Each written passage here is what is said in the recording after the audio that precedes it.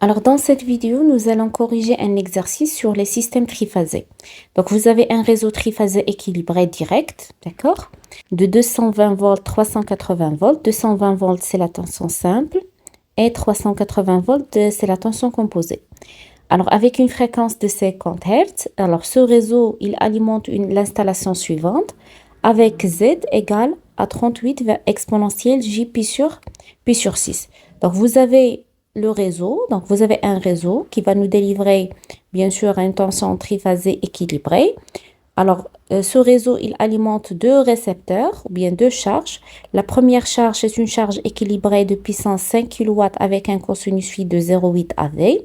La deuxième charge, il est composé de trois impédances Z qui sont identiques, bien sûr, et qui portent la valeur de 38 exponentielle J pi sur 6. D'accord?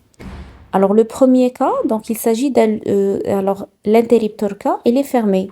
Alors, l'interrupteur K, c'est celui-là, donc il est fermé, c'est-à-dire que alors les trois impédances ici sont montées en triangle. Alors, j'ai ici le courant de ligne IZ1, c'est-à-dire que ce courant-là, c'est JZ1, JZ1. Alors, bien sûr, la phase 2, il va nous délivrer un courant de ligne IZ2, d'accord? Alors, IZ2, donc Z, cette impédance Z, il va être parcouru par le courant JZ2. Et bien sûr, la phase 3, il va nous délivrer un courant IZ3, le courant de ligne IZ3, donc qui va être semi, ou bien qui va être parcouru par l'impédance Z. Donc ici, c'est IZ3. Alors, c'est-à-dire que le courant de ligne IZ1 égale à quoi? Égale à JZ1 moins JZ3. D'accord? Et de la même façon, je peux bien sûr déterminer IZ2 et IZ3. La première question, donc je vous demande, est-ce que la charge globale triphasée de ce circuit est équilibrée? D'accord?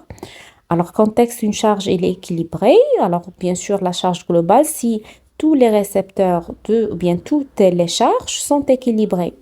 Alors, la charge 1, c'est une charge équilibrée. Il est donné ici. Alors, et l'impédance Z, et les trois impédances Z sont identiques. Ils ont la même valeur, que ce soit le module, que ce soit l'argument. D'accord? C'est-à-dire que cette charge-là, globale, il est équilibré.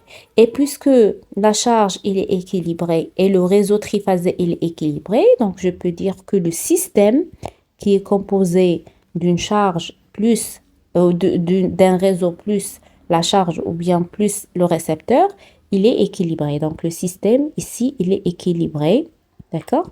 Il est équilibré en tension et en courant. D'accord? Il est équilibré en tension parce qu'il s'agit d'un réseau triphasé équilibré. D'accord?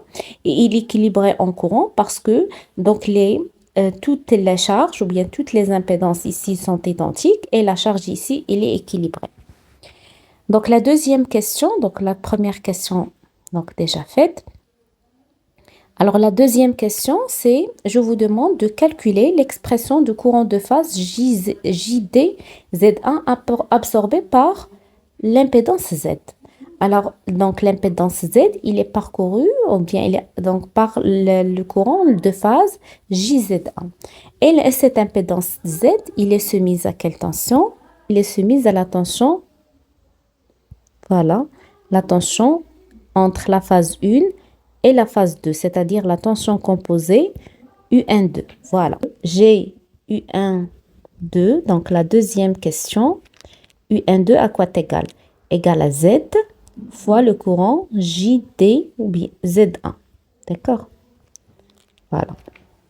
Donc, ce que je vous demande, c'est de calculer JDZ1. Donc, c'est JDZ1 égale à UN2 sur Z. Alors, je vais continuer ici. Donc, la deuxième question. Donc, c'est donc normalement le courant de phase JDZ1 égale à la tension UN2 sur Z. Alors, UN2, c'est quoi? C'est racine de 3 fois V exponentielle J pi sur 6. Donc, la relation entre la tension composée et la tension simple sur Z. D'accord? Alors, racine de 3 fois V, donc c'est 380 volts normalement. Donc, c'est U. C'est racine de 3V, c'est U en valeur efficace. Exponentielle J pi sur 6 sur Z, c'est 38. Exponentielle J pi sur 6. Donc, égal. Donc, c'est 380 sur 38. Donc, exponentielle J pi sur 6, exponentielle J pi sur 6, ça va donner que il est égal à 10, exponentielle J0. D'accord? Voilà, donc le courant de phase JdZ1 égale à 10 exponentielle J0. Alors, bien sûr, si je vous demande le courant de phase JdZ1, 2, ça va donner tout simplement, c'est JdZ1 exponentielle moins J de pi sur 3. Alors, puisque la charge elle est équilibrée, c'est-à-dire que alors, le système il est équilibré en courant, c'est-à-dire que les trois courants forment un système triphasé équilibré, c'est-à-dire que les trois courants sont déphasés les uns par rapport aux autres de 2 pi sur 3. Et bien sûr, ils ont la même valeur efficace. Ici, j'aurai 10 exponentielle moins J de pi sur 3. Voilà, c'est JD Z2. Alors, calculer l'expression. Donc, on a déjà fait la deuxième question. La troisième question, c'est je vous demande de calculer l'expression complexe du courant de ligne IZ1 absorbé par l'impédance Z. Alors, le courant de ligne IZ1, c'est tout simplement, on a déjà montré que lorsqu'il s'agit, donc la troisième question, alors IZ1, c'est quoi? On a déjà vu que c'est normalement IZ1, c'est normalement JD1 moins JDZ3, d'accord? Donc, c'est JDZ1 moins JDZ3. Et on a déjà fait la relation, ou bien on a déjà montré la relation entre le courant de ligne et le courant de phase. On a déjà vu que c'est égal à racine de 3 fois JDZ1 exponentielle moins J pi sur 6. Donc, c'est égal à racine de 3 fois le courant JdZ1, c'est 10, exponentielle J0, exponentielle moins J pi sur 6, égale. Donc, racine de 3,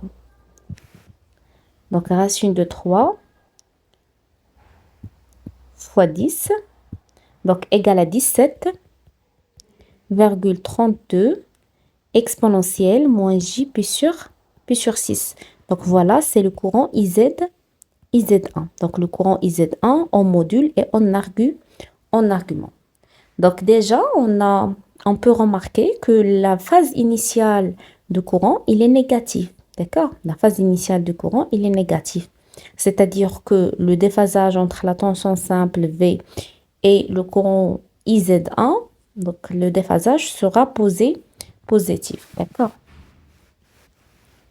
Alors, c'est-à-dire que le courant ici, il est en retard par rapport à la tension. Si le courant, il est en retard par rapport à la tension, ça veut dire que alors, le déphasage entre la tension et ce courant-là, d'accord, il est positif. Alors maintenant, je vous demande de calculer la puissance active et réactive totale consommée par l'installation. Donc, pour calculer la puissance active et réactive totale consommée par l'installation, c'est-à-dire je dois calculer la puissance active ici. Donc, il est déjà donné, c'est P égale à 5 kW. Donc, c'est-à-dire je dois calculer la puissance active dans ce cas-là. D'accord? Ou bien dans cette charge-là. Donc, la quatrième question. Donc, la puissance active. Alors, la puissance active totale égale à la puissance active, bien sûr, de la charge 1, P1, plus la puissance active de la charge 2.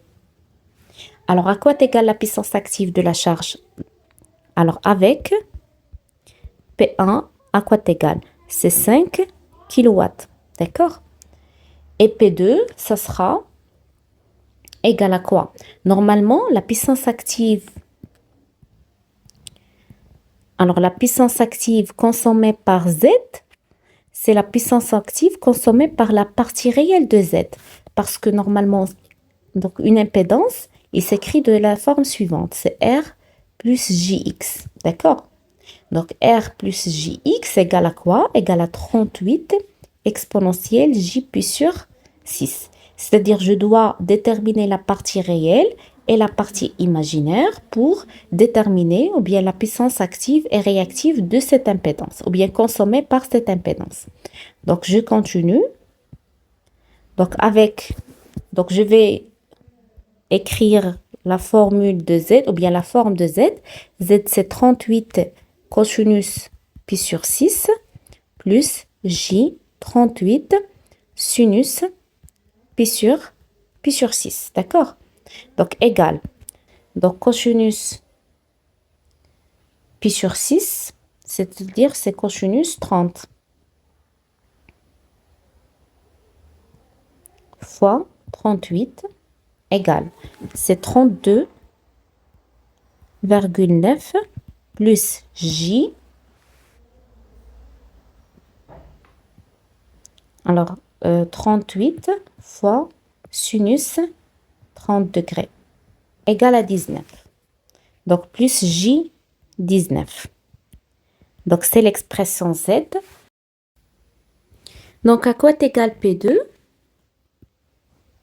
Donc, P2, ça sera égal, ou bien PZ de l'impédance Z, ou bien la puissance absorbée par la charge Z, égale à 3 fois, donc j'ai 3 impédances, c'est-à-dire je dois multiplier donc normalement la puissance fois 3, fois quoi? Fois la partie réelle, c'est-à-dire la partie c'est R ici, normalement celui-là c'est R plus JX, fois R fois quel courant? Alors le courant absorbé par Z. Alors le courant absorbé par Z, puisqu'il s'agit d'un montage triangle, donc le courant absorbé, c'est le courant de phase. Donc c'est J dZ1 au carré. Donc application numérique, donc c'est 3 fois 32,9 fois 3 fois, alors le courant 10, le courant de phase JdZ1 égale à 10. Le module de courant, c'est 10. Voilà. Au carré. Voilà. Égale à 9000. Donc 3 fois 32,9 fois 10 au carré. Donc égale à 9870 watts. Voilà. Donc la puissance totale, P total, à quoi est égal? Donc c'est 5000. Donc je dois convertir le kilowatt en watts plus 9870 watts égale. Donc plus 5000 égale à 14000 ou bien 14,87 kilowatts. On passe maintenant à déterminer la puissance réactive totale consommée par l'installation. Alors, on a déjà, donc cette installation, elle est composée de 2 récepteurs, bien 2 charges. La charge 1, elle est équilibrée de puissance active 5 kW avec un cosinus phi de 0,8 AV. Et la charge 2, il est composé des impédances. Donc, pour la puissance réactive totale, à quoi est égal? Donc, Q total, c'est normalement, c'est la puissance active consommée par la charge 1 plus la puissance réactive consommée par la charge 2. D'accord? Alors, avec la puissance réactive consommée par la charge 1, à quoi est égal? C'est normalement égal à la puissance active fois tangente phi. D'accord? Phi 1. Avec tangente phi 1, à quoi est égal? J'ai déjà cosinus phi, à quoi est égal? C'est 0,8 AV. Alors 0,8 AV, c'est-à-dire que le courant, il est en avance par rapport à la tension. Donc le courant, il est en avance par rapport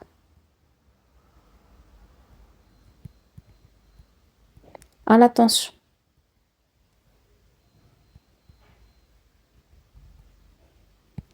Donc, si le courant il est en avance par rapport à la tension, c'est-à-dire que phi il est négatif. Donc, phi 1 il est négatif.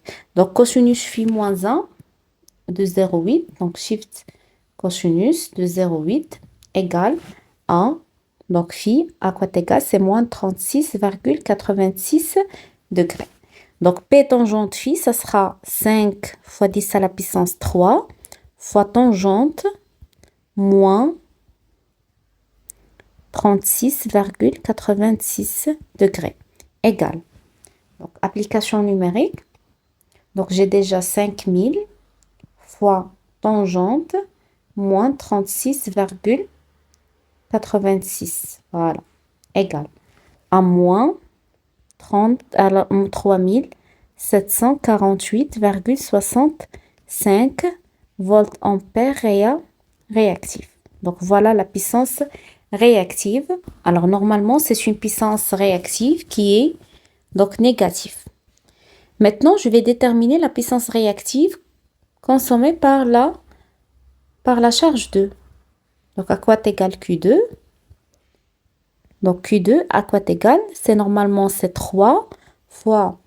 Donc, la puissance réactive consommée par la charge 2, c'est celui consommé par la partie imaginaire de l'impédance Z. C'est-à-dire que, alors, il est égal à quoi? Il est égal à 3 fois 19 fois le courant parcouru par Z. C'est là, donc c'est 3 fois X, d'accord? Fois J, T, Z1 au carré.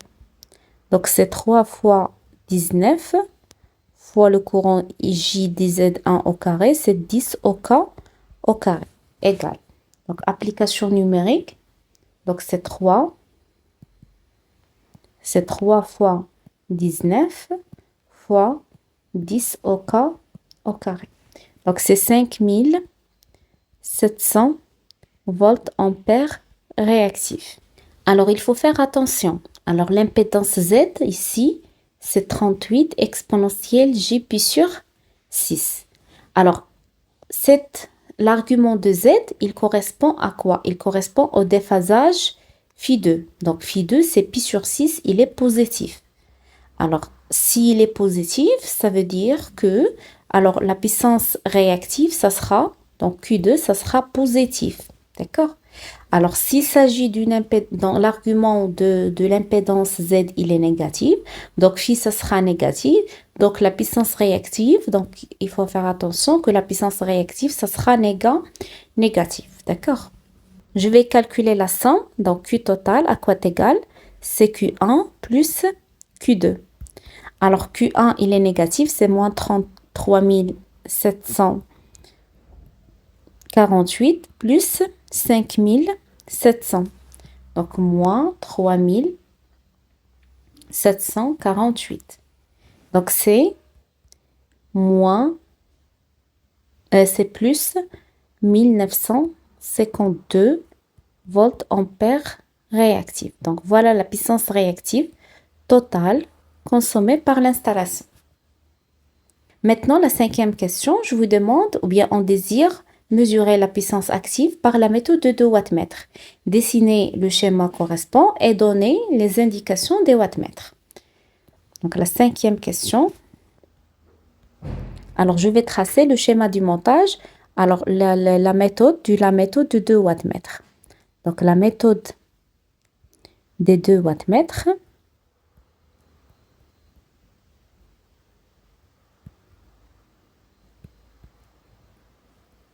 Donc, il consiste à installer 2 wattmètres. Donc, on a déjà le réseau. Donc, voilà le réseau. Donc, la phase 1, la phase 2 et la phase 3. Donc, je vais insérer un wattmètre au niveau de la phase 1 qui va bien sûr mesurer donc, le courant I total, 1, d'accord? Et la tension aux bornes, c'est UN3, d'accord? Voilà.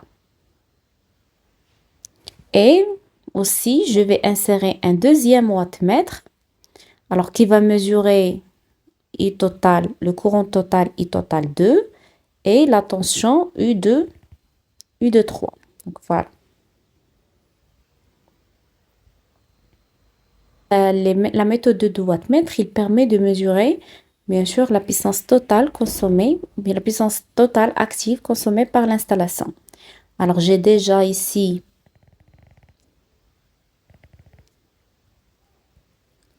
le premier récepteur, ou bien la première charge, d'accord? Et j'ai ici la deuxième charge, donc le récepteur, il consomme une puissance de 5 kW avec un cosinus phi de 0,8 AV, d'accord? Et la deuxième, donc il s'agit de 3 impédances qui sont montées en triangle, voilà.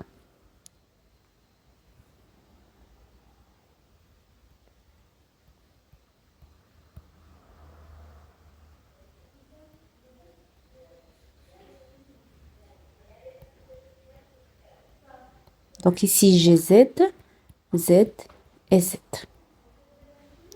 Donc ici c'est IZ1 et voilà c'est I1 et le courant total I total 2. Ici j'ai I total 2, I total 1, I total 2 et I total 3.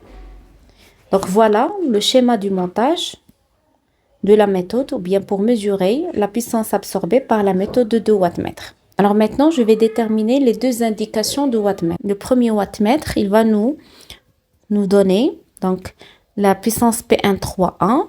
Donc c'est normalement la tension égale à la tension U13 fois le courant I1 total. Cosinus phi total moins pi sur 6 et P2 total 2 égale à U2 3 I2 total cosinus phi total plus pi sur 6. Alors bien sûr ici il s'agit d'une charge équilibrée, c'est-à-dire phi total 1 égale à phi total 2 égale à phi total 3, c'est-à-dire ils ont le même déphasage et aussi la valeur efficace du courant I total 1 égale à la valeur efficace de I total 2 et égale à la valeur efficace de I total 3 parce qu'il s'agit d'un système triphasé équilibré. Donc pour déterminer ces deux indications, donc je dois déterminer la valeur efficace de I total 1 et I total 2, ainsi que le déphasage entre la tension et le courant, que ce soit, alors il s'agit de même déphasage, c'est-à-dire que je vais tout simplement déterminer I total 1 et phi total. D'accord? Donc pour faire ça, donc bien sûr, à quoi égale I total 1, donc en complexe bien sûr, on ne fait pas la sommation ou bien la somme de deux valeurs efficaces, donc c'est I1, c'est le courant absorbé par la charge 1 et plus IZ1, le courant absorbé par la charge 2.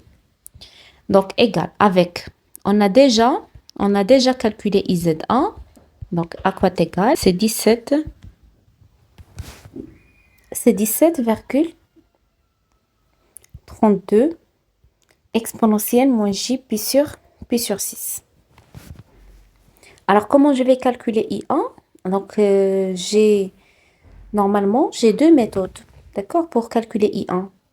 Soit par la méthode de puissance, donc la première méthode.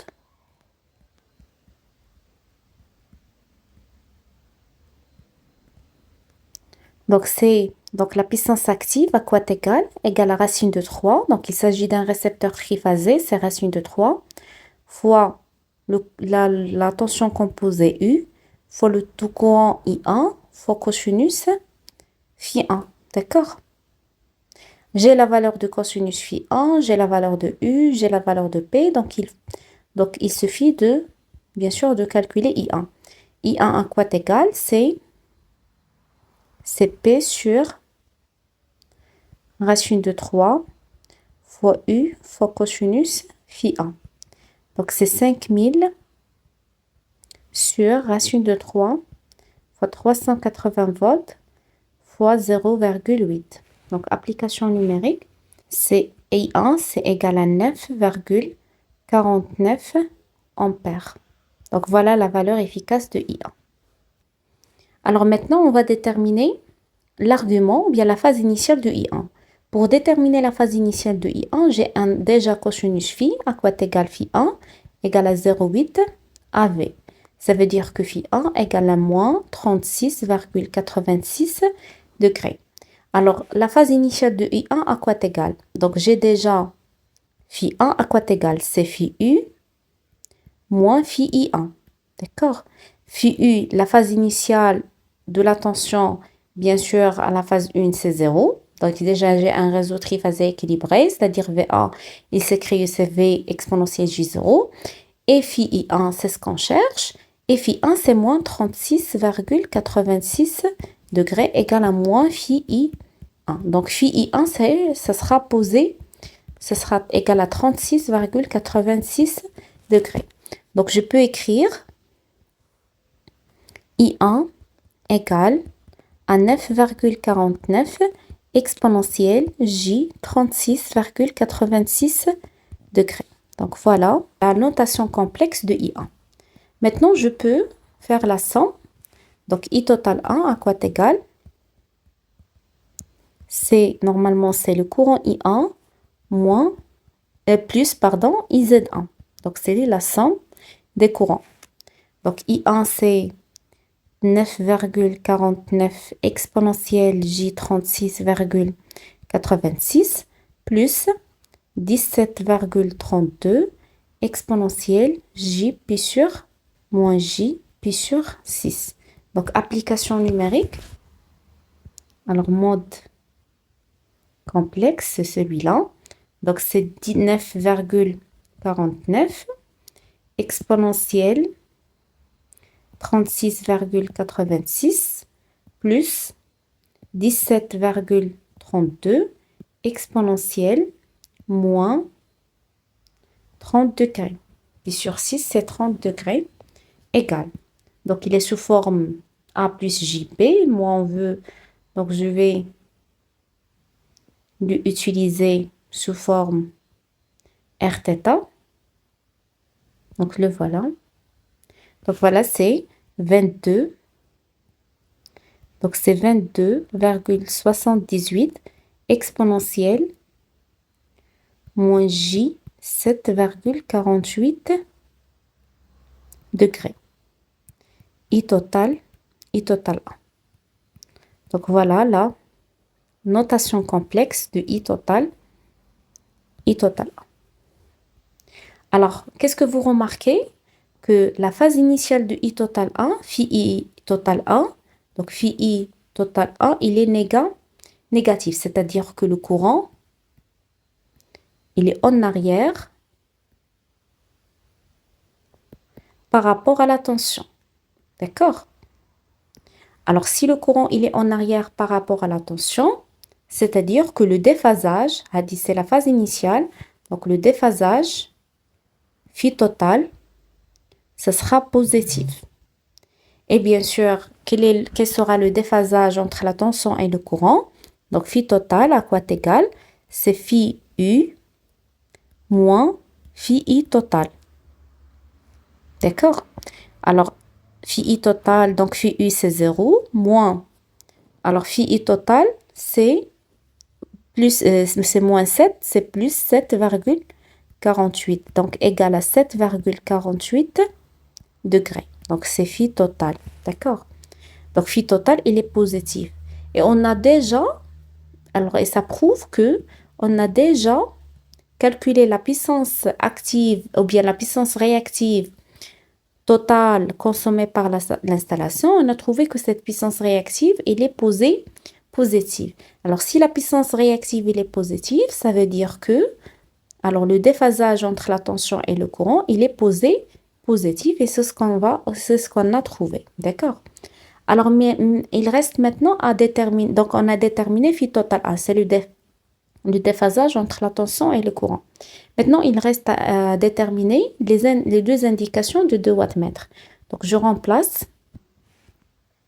à quoi est égal P13, c'est U, puisqu'il s'agit d'un réseau équilibré, U13 égale à U23, fois I total 1, puisqu'il s'agit d'un système triphasé équilibré, c'est-à-dire I total 1 en valeur efficace, égale à I total 2, égale à I total 3. D'accord? En valeur efficace. Mais en notation complexe, I total 2, il est en retard de moins 2 pi sur 3 par rapport à I total 1. Et I total 3, il est en retard de moins 2 pi sur 3 par rapport à I total 2. Et bien sûr, s'il s'agit d'un réseau triphasé équilibré direct. D'accord? Alors, s'il s'agit d'un réseau triphasé indirect, c'est-à-dire que I total 2, ça sera en avance par rapport à I total 1. Donc, c'est I total cosinus phi total moins pi sur 6. D'accord? Et P de 3, ce sera égal à U fois I total cosinus phi total plus pi sur 6. Donc, application numérique, donc c'est 380 fois 78, oui,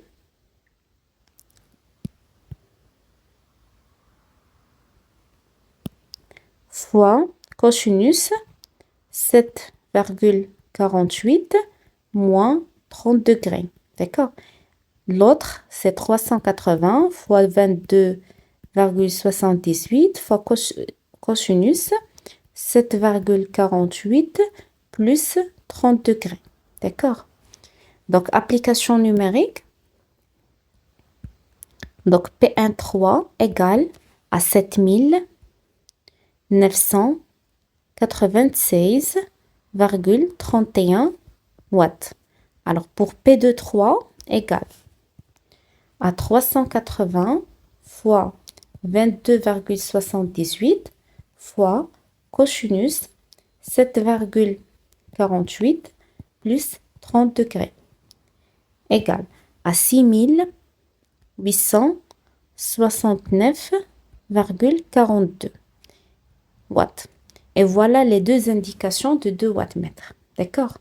Si on veut vérifier, alors la puissance totale à quoi est égale? P total, c'est P13 1, normalement, ici c'est 2.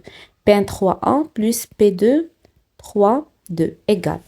Donc 6000 plus 7996,31 égale à 14 000 ou bien 14,865 kilowatts. Donc, je vais vérifier avec celui qu'on a déjà trouvé précédemment.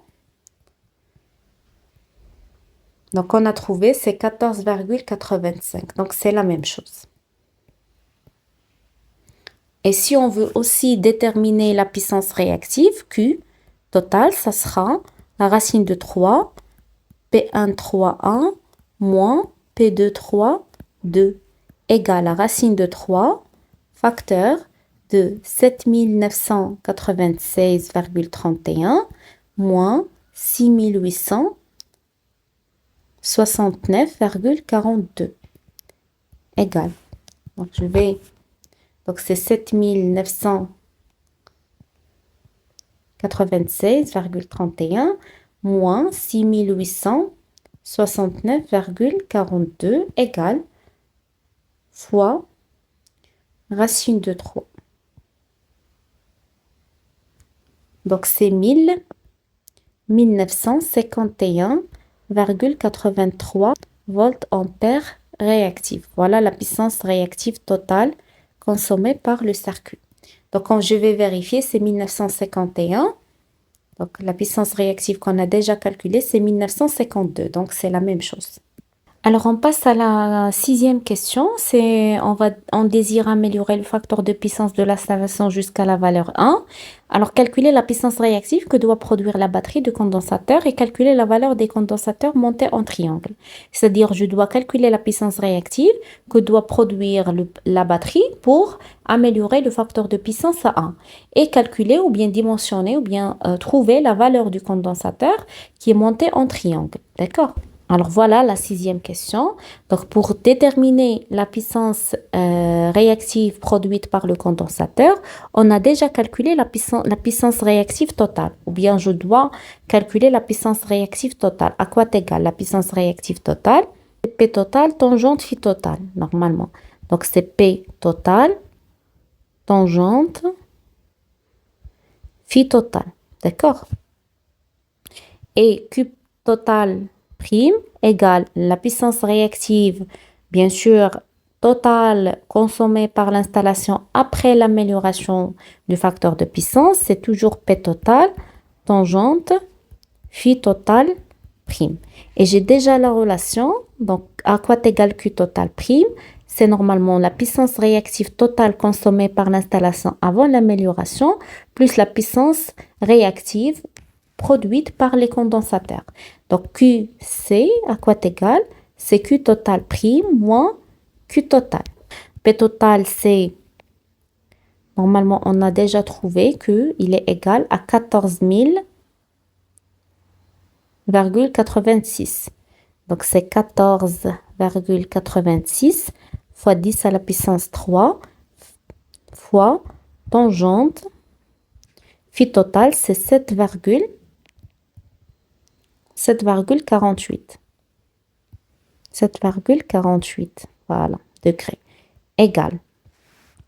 Application numérique, donc c'est 14,86 fois 10 à la puissance 3 égale fois tangente 7,48 égale.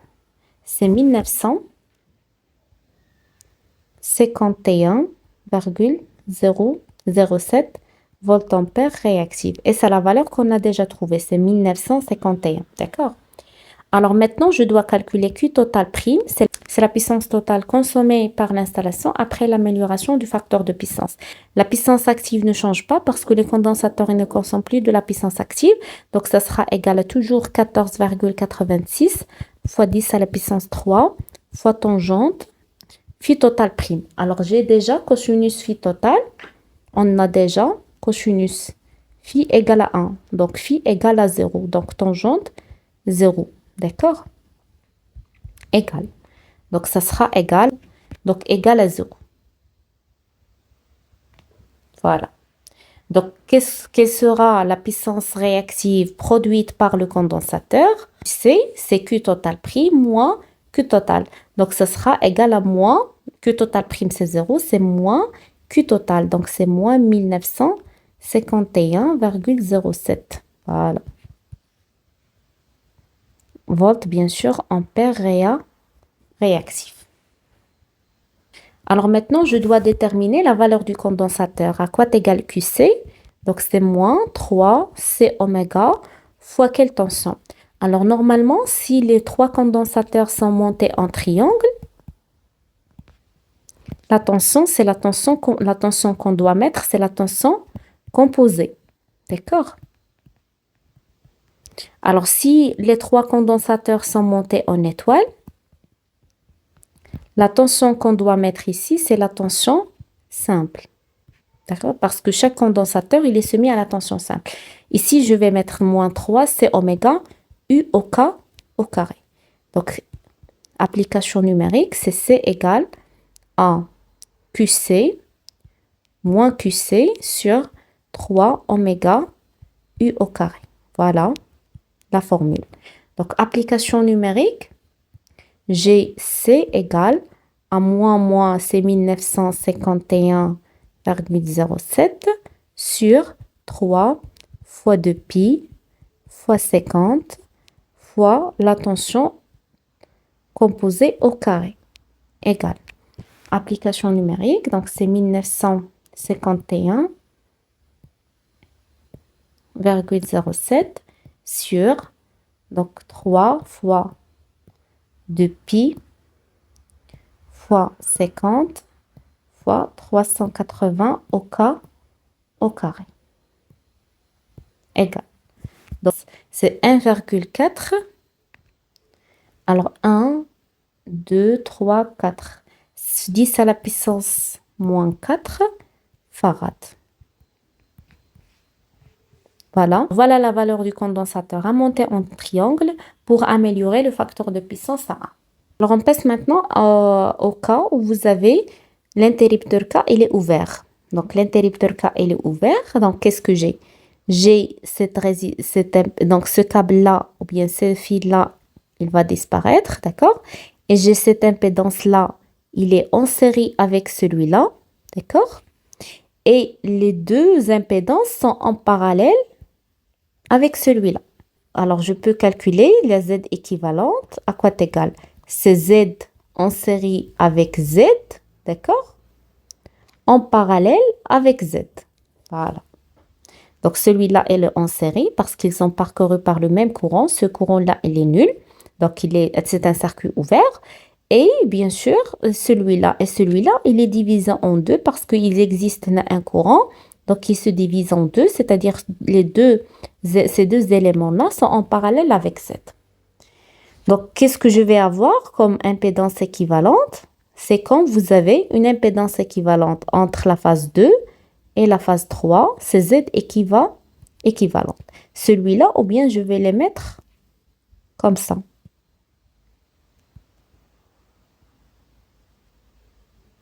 C'est Z. Voilà. C'est entre la phase, c'est Z équivalente.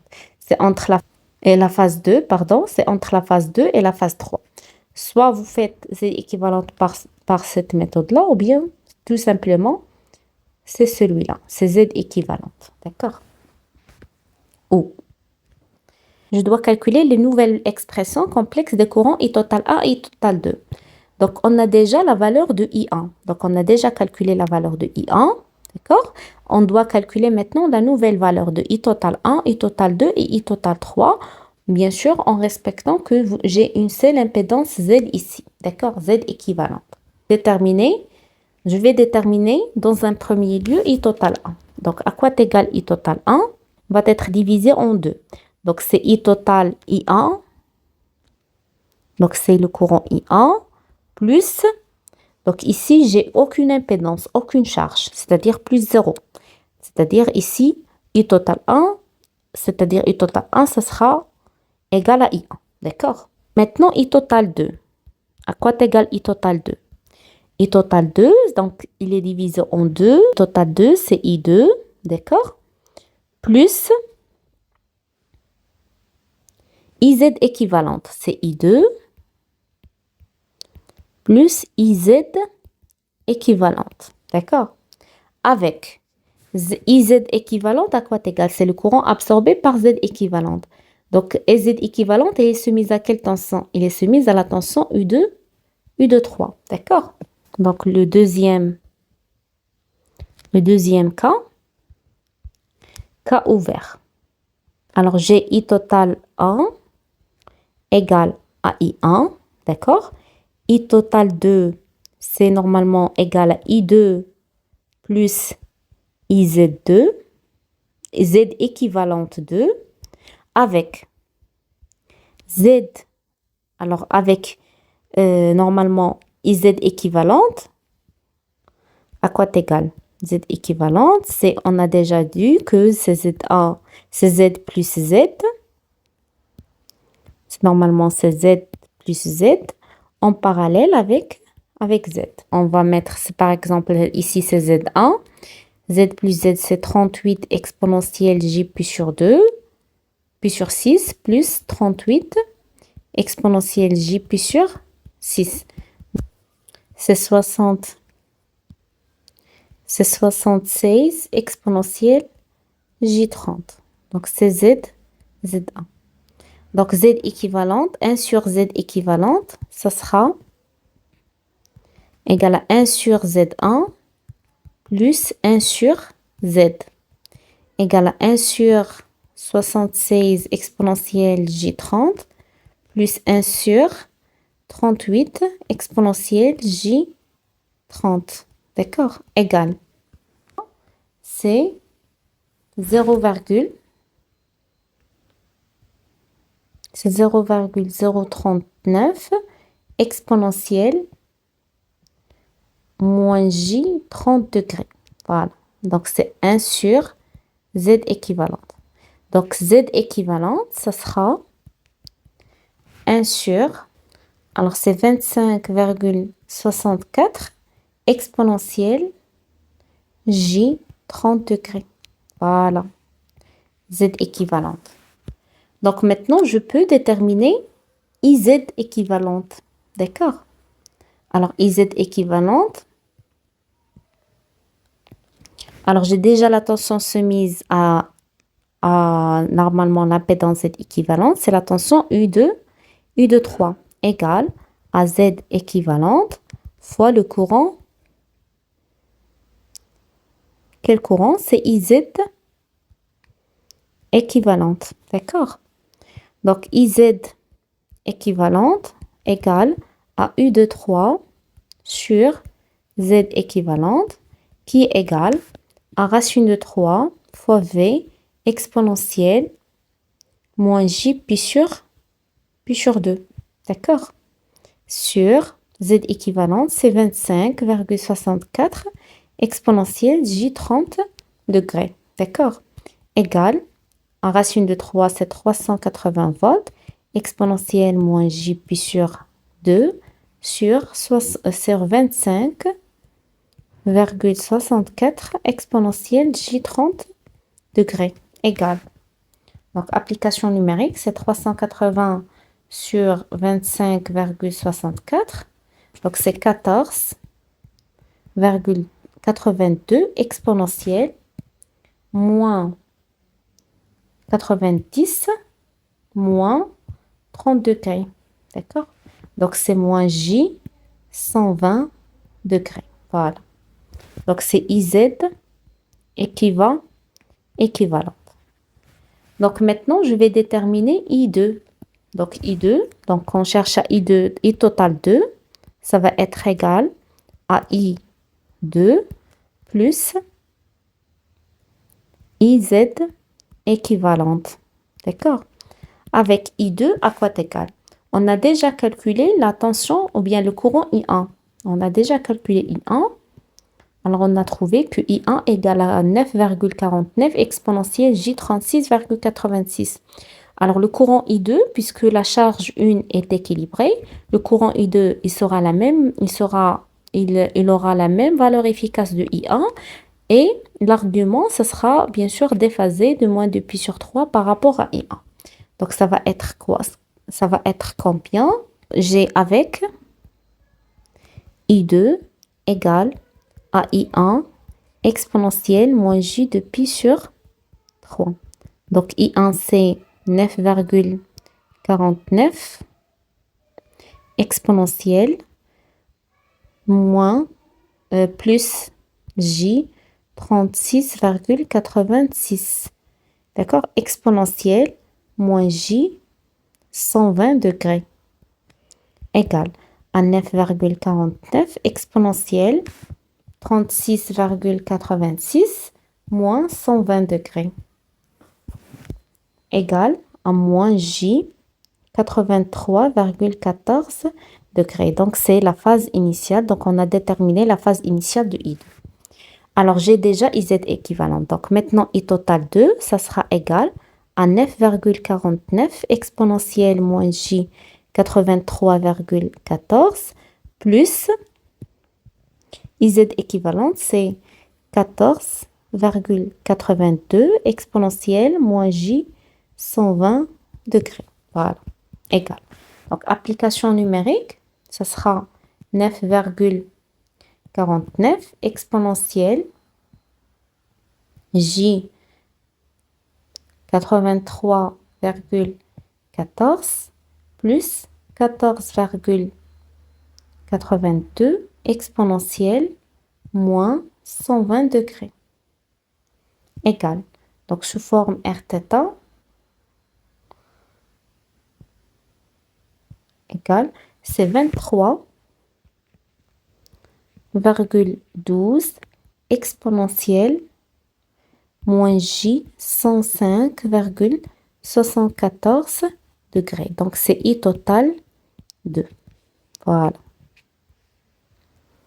Donc, voilà, on a déterminé I total 2. Alors, pour déterminer I total 3, c'est combien? Normalement, c'est I3, d'accord? Moins IZ équivalente. D'accord? Donc, I total 3, ça sera égal à I3 moins IZ équivalente. D'accord? Si on veut déterminer I total 3. Mais l'exercice nous demande de calculer seulement les nouvelles expressions de I total 1 et I total 3. D'accord? Alors, donner les nouvelles valeurs des indications des 2 wattmètres. D'accord? Alors, pour les indications de 2 wattmètres, alors je vais utiliser, bien sûr, les mêmes expressions. Sauf que j'ai ici, alors, P1, 3, 1, à quoi égal? Ça sera égal à U, 1, 3, fois le courant I total 1, fois cosinus, phi total 1, moins pi sur 6. Alors, et P2, 3, 2 égale à U de 3 fois I total 2 cosinus phi total 2 plus pi sur 6. D'accord? Donc, les tensions composées sont égaux parce qu'il s'agit d'un réseau triphasé équilibré. Donc, réseau triphasé équilibré, c'est-à-dire UN3 égale à U23 égale à U3, U3A. Mais pour les courants totaux, donc I total 1 en valeur efficace, il est différent de I total 2 en valeur efficace parce que j'ai une impédance qui est entre la phase 2 et la phase 3. C'est-à-dire que le système, il est déséquilibré maintenant en courant. Donc, le système, il est déséquilibré au courant. Donc, on continue. Donc, on a déjà calculé la valeur efficace de I total 1. Et on a déjà calculé la valeur efficace de I total 2. Mais il reste maintenant à calculer phi total 1 et phi total 2. Donc, I total 1 à quoi égale la valeur efficace de I total? C'est égal à I1. D'accord? Alors, je n'ai pas mentionné ici la valeur totale de I1. I1, c'est normalement, c'est 9,49 exponentielle J36,86. Donc, c'est 9. Donc, je dois mentionner ici, c'est 9,49 exponentielle J 36,86. D'accord? Voilà. C'est 9,49 ampères. Et I total 2, la valeur efficace de I total 2, c'est 23,12. Donc, c'est 23,12 ampères. Alors, phi total 1, c'est quoi? C'est le déphasage entre la tension et le courant. C'est entre la tension à la phase 1, c'est V1, phi V1 moins phi total 1, phi I de total 1. D'accord? C'est-à-dire, donc la phase initiale du courant. Alors, la phase initiale de la tension à la phase 1, c'est 0, moins la phase initiale du courant, c'est combien? Phi total 1. Normalement, la phase initiale de phi total 1, c'est celui-là, c'est 36,86. D'accord? Il est en avance, c'est 36. C'est 36,86 degrés. Donc, phi total 1, ça va être, phi total 1, c'est moins 36,86 degrés. Voilà. Maintenant, phi total 2. À quoi égal? Phi total 2, c'est le déphasage entre la tension et le courant dans la phase 2. Donc, c'est phi V2 moins phi I total 2. Alors, à quoi égale phi V2? C'est la phase initiale de la tension à la phase 2. Puisqu'il s'agit d'un réseau triphasé équilibré, donc phi V2 égale à quoi? Égale à V exponentielle moins J de pi sur 3. Et V3 égale à V exponentielle moins J 4 pi sur 3. Donc, phi V2, c'est moins 2 pi sur 3, c'est 120 degrés, d'accord? Moins phi total 1, phi total 2, c'est moins. Donc, c'est moins avec moins, c'est plus 105. 105, plus 105,74. Là, plus moins avec le moins, c'est plus. Normalement, ici, c'est plus. Donc, c'est moins 120.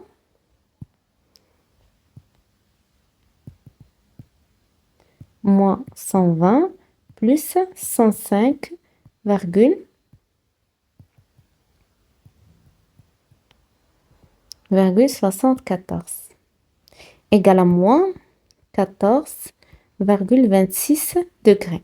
D'accord? Phi total 2. Alors, P13 égale 380 fois 9,49 cosinus. Phi total 1, c'est moins 36,86, moins 30 degrés. D'accord? Alors, et P23, 2, égale à 380 fois 23,12 cosinus à moins 14,26 à moins 14 plus 30 degrés. Voilà. Donc, application numérique égale. Donc, j'ai 380 fois 9,49 fois cosinus moins 36,86 moins 30 degrés. Voilà, égale à 1417,16 watts. Et l'autre, c'est 380 fois 23,12 cosinus fois cosinus moins 14,26 plus 30 degrés. C'est 8456,16 watts.